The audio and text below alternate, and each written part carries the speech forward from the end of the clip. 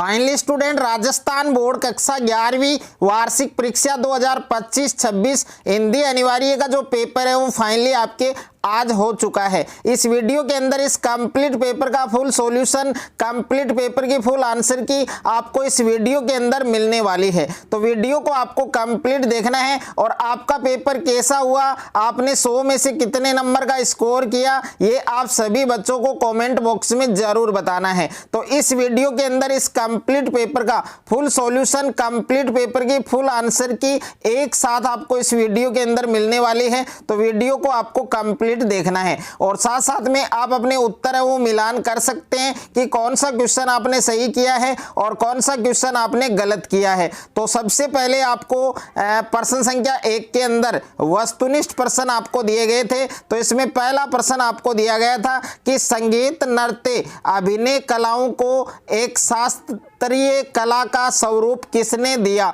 तो इसमें 4 ऑप्शन आपको दिए गए थे। तो इसमें द वाला ऑप्शन है वो आपका सही होगा, शास्त्र ने। उसके बाद में देखिए दूसरा प्रश्न आपको पूछा गया था कि गलता लोहा कहानी में स्कूल का मॉनिटर है वो कौन था। तो ए ऑप्शन में मोहन, बे ऑप्शन में धनराम, स ऑप्शन में त्रिलोक सिंह और द ऑप्शन में रमेश। तो दूसरे प्रश्न का सही उत्तर आपके ए ऑप्शन करेक्ट होगा, मोहन। उसके बाद में देखिए तीसरा प्रश्न आपको पूछा गया था कि नमक का दरोगा कहानी का संदेश है। तो नमक का दरोगा कहानी का जो संदेश है इसमें सही ऑप्शन आपका द ऑप्शन सही होगा, यानी निर्भय होकर कर्तव्य पालन करने का। उसके बाद में 4 नंबर प्रश्न आपको पूछा गया था कि पथेर पांचाली फिल्म में निर्माण में सबसे बड़ी समस्या क्या थी। तो 4 नंबर प्रश्न का सही उत्तर आपके द ऑप्शन होगा, धन का अभाव। उसके बाद में देखिए नेक्स्ट है आपके 5 नंबर प्रश्न आपको पूछा गया था कि पेड़ को हटाकर उसे जल्दी निकाल लेना चाहिए, यह किसने कहा। तो 5वें प्रश्न का सही उत्तर आपके स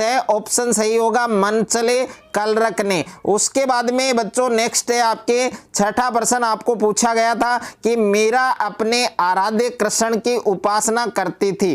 तो 6ठा जो प्रश्न है इसका सही उत्तर आपके स ऑप्शन होगा, मधुरा भाव से। उसके बाद में देखिए 7वां प्रश्न पूछा गया था कि घर की याद कविता में कवि ने संदेशवाहक बनाया, किसको बनाया। तो 7वें प्रश्न के अंदर आपका स ऑप्शन सही होगा, सावन को। उसके बाद में देखिए नेक्स्ट है आपके 8वां प्रश्न आपको पूछा गया था कि ठेका लिया है तुमने सारी दुनिया का, रजनी के पति के इस कथन में मूल भाव है।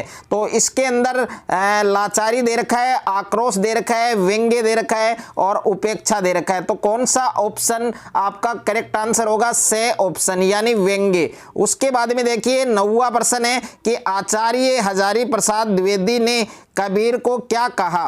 तो 90वें प्रश्न का सही उत्तर आपके ब ऑप्शन सही होगा, वाणी का डिक्टेटर। उसके बाद में बच्चों नेक्स्ट है आपके प्रश्न संख्या 10 आपको पूछा गया है कि भारत माता पाठ संकलित है। तो भारत माता पाठ संकलित है, तो इसमें कौन सा ऑप्शन सही होगा, स ऑप्शन सही होगा, यानी हिंदुस्तान की कहानी। तो आपको टोटल 10 प्रश्न है वो आपको वस्तुनिष्ठ प्रश्न दिए गए थे। तो 10 में से 10 किन किन बच्चों के सही हैं वो बच्चे कमेंट बॉक्स में कमेंट करेंगे और अपना नाम भी लिखेंगे, उनका कमेंट है वो पिन किया जाएगा। दूसरा प्रश्न प्यारे बच्चों आपको पूछा गया था रिक्त स्थानों की पूर्ति कीजिए। तो इसमें 3 प्रश्न आपको पूछे गए थे। पहला प्रश्न है कि वाक्य रचना में संज्ञा या सर्वनाम का संबंध दूसरे शब्दों के साथ प्रकट होता है, उन्हें अवयव कहते हैं। तो इस रिक्त स्थान में बच्चों आपको लिखना था संबंध बोधक।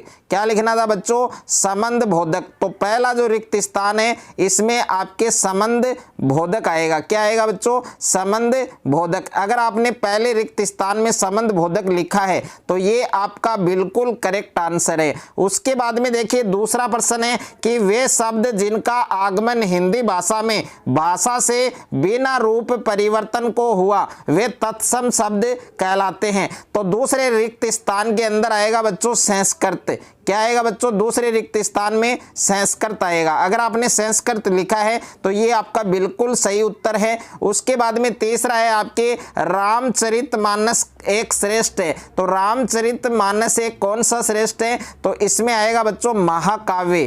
क्या आएगा बच्चों, महाकाव्य। तो तीसरे रिक्त स्थान में आपको महाकाव्य लिखना था। अगर आपने महाकाव्य लिखा है तो ये आपका एकदम सही उत्तर होगा। उसके बाद में प्यारे बच्चों प्रश्न संख्या 3 के अंदर, 4 के अंदर और 5 के अंदर ये आपको बुक के प्रश्न दिए गए थे और इजी प्रश्न थे, ये आपने कर लिए होंगे। उसके बाद में प्रश्न संख्या 6 के अंदर आपको अपठित गद्यांश दे रखा था, जो आपके बहुत ही इजी गद्यांश था। इसके अंदर प्रस्तुत गद्यांश का आपको उचित शीर्षक लिखना था, तो उचित शीर्षक है वो आपके क्या होगा, इसमें सच्चा आचरण। क्या होगा बच्चों, सच्चा आचरण। अगर आपने इसमें सच्चा आचरण या फिर आचरण की सभ्यता, अगर आपने शीर्षक लिखा है तो ये आपका सही होगा। उसके बाद में देखिए एक प्रश्न इसमें समास से पूछा था कि महामती शब्द इसमें कौन सा समास होगा। महामती शब्द इसमें कौन सा समास होगा बच्चों, आपके कर्मधारय। अगर आपने इसमें कर्मधारय समास लिखा है,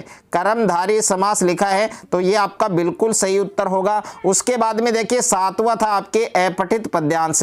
ये भी आपके इजी पद्यांश था, इसमें पहला पूछा गया था इस काव्यांश का उचित शीर्षक आपको पूछा था, तो इस काव्यांश का उचित शीर्षक होगा बच्चों आपके ग्रामश्री।